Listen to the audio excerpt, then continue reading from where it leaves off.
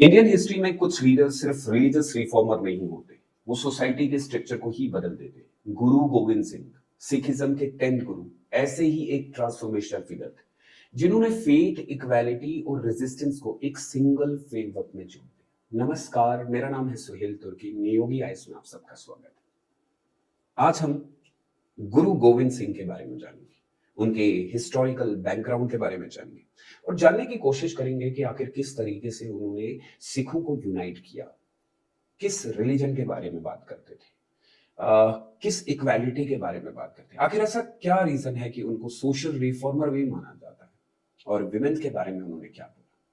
सबसे पहले उनकी हिस्टोरिकल बैकग्राउंड की अगर हम बात करें तो गुरु गोविंद सिंह का जन्म 1666 में पटना साहिब में हुआ और ये पीरियड मुगल रूल का था, जहां औरंगजेब के टाइम रिलीजियस इनटॉलरेंस और पॉलिटिकल सेंट्रलाइजेशन बहुत बढ़ रही थी और वही एक रीजन था जिसके चलते हुए उनके ऊपर बहुत प्रभाव पड़ा।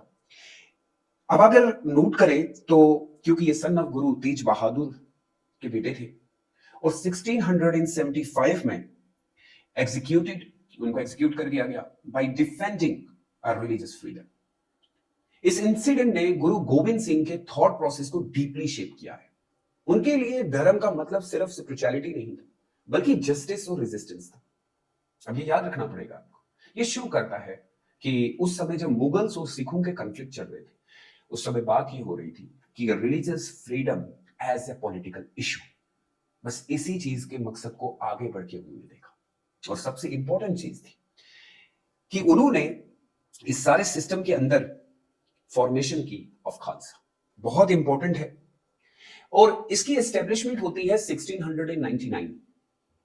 गुरु गोविंद सिंह ने खालसा पंथ की फाउंडेशन रखी, लेकिन ऑब्जेक्टिव जरा देखिए, फेयरनेस एंड डिसिप्लिन कम्युनिटी होगी, यानी यहां पे भी कम्युनिटी और डिसिप्लिन के बारे में बात की गई। इक्वालिटी बेस्ड सोशल ऑर्डर होगा, which is very much important, और एक्टिव रेजिस्टेंस अगेंस्ट इनजस्टिस, यहां पे इनजस्टिस के बारे में बात की गई। ये शो करता है कि जिस ऑर्गेनाइजेशन को बनाने जा रहे हैं उस ऑर्गेनाइजेशन के लोग ऐसे सिस्टम को अपनाएं जो इससे पहले नहीं था। और अगर आप देखेंगे collective responsibility, equality beyond the caste and birth, इन सारी चीजों को रिजेक्ट कर दिया गया।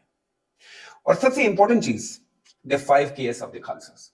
खालसास के मेंबर को 5 केएस दिए गए, जिसमें केश, कंगा, कड़ा, कचेरा और कृपान। ये सिंबल्स नहीं है, ये सिर्फ रिलीजियस नहीं था, बल्कि डिसिप्लिन, मॉरल रिस्पॉन्सिबिलिटी और readiness to act, to represent. एक वो चीज दिखाई जा रही है जिसमें वो अपने लोगों को तैयार रहने के लिए कह रहे हैं, और ये डिसिप्लिन का मसला था। और इसी के अंदर मोस्ट इंपॉर्टेंट रिफॉर्म्स उन्होंने की।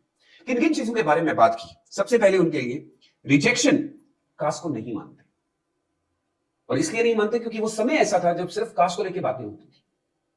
अमृत के बारे में बात की गई एंड कलेक्टिव आइडेंटिटी के बारे में बात की गई। Collective identity, not individual identity.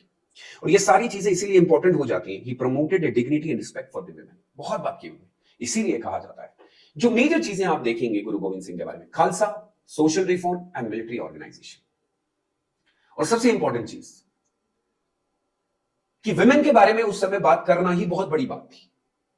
All humans are equal, courage is a moral duty, silence against injustice is a sin, बहुत बार बोला उन्होंने। और वुमेन की डिग्निटी और रिस्पेक्ट देने पर बहुत ज्यादा जोर दिया। और जो मिडाइवल इंडिया के कॉन्टेक्स्ट में रेवोल्यूशन था, यही चीज उनको रिफॉर्मर बनाती। उसके बाद इन्होंने कुछ और फंडामेंटल इश्यूज जो वहां थे, सबसे बड़ी बात थी कि गुरु गोविंद सिंह ने एक एज ए मिलिट्री लीडर थे, ए पॉलिटिकल रिफॉर्मर थे। गुरु गोविंद सिंह ने मुगल अथॉरिटी के अगेंस्ट रेजिस्टेंस ऑर्गेनाइज की, लेकिन ये ब्लाइंड वायलेंस को प्रमोट नहीं करता है। उनके लिए वॉरफेयर का कंसेप्ट क्या था? धर्म युद्ध, war for justice not for power. ये बहुत इंपॉर्टेंट है क्योंकि उस समय पावर के लिए ज्यादा लड़ा जा रहा था। उन्होंने सिखों को ट्रेन किया, डिसिप्लिन, आइडियोलॉजिकल मोटिवेट किया, और इसका लॉन्ग टर्म इंपैक्ट भी देखने को मिला। बंदा सिंह बहादुर और लेटर जो सिख रेजिस्टेंस मूवमेंट देखने को मिली। तो यहां पे हमें ये पता चला कि उन्होंने इथिकल रेजिस्टेंस के बारे में बात की है, just war theory in Indian context, कि हां वॉर करना है, इनजस्टिस के खिलाफ करना है। और उसके अलावा अगर आप देखेंगे तो violence permitted only as a last, जब आपको लगे कि कुछ नहीं बचा है तब। और मॉरल ऑब्लिगेशंस, सबसे इंपॉर्टेंट जो चीज इंसान को एक ह्यूमन बनाती है।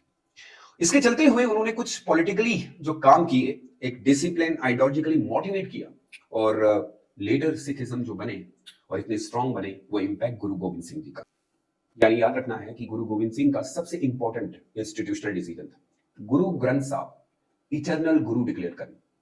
यानी ह्यूमन गुरु ट्रेडिशन एंड हुआ, इसमें एंड होने के बाद most important institutional decision declare Guru Granth साहब एज अ फाइनल गुरु, जो डिसीजन होंगे, and ended a tradition of human gurus. और क्या बात की गई, टेक्सचुअल अथॉरिटी एस्टैब्लिश हो गई, यूनिटी बहुत ज्यादा बढ़ गई। ये डिसीजन सिखिज्म को स्टेबल इंस्टीट्यूशनल रिलीजन बनाता है, जो पर्सनैलिटी पर डिपेंडेंट नहीं रहा, और यही वजह है कि आज भी इसका इंपैक्ट हमें देखने को मिलता है। इससे सिखिज्म स्टेबल हुए, ऑर्गेनाइज्ड हो गए और इंडिपेंडेंट ऑफ इंडिविजुअल पर्सनैलिटीज।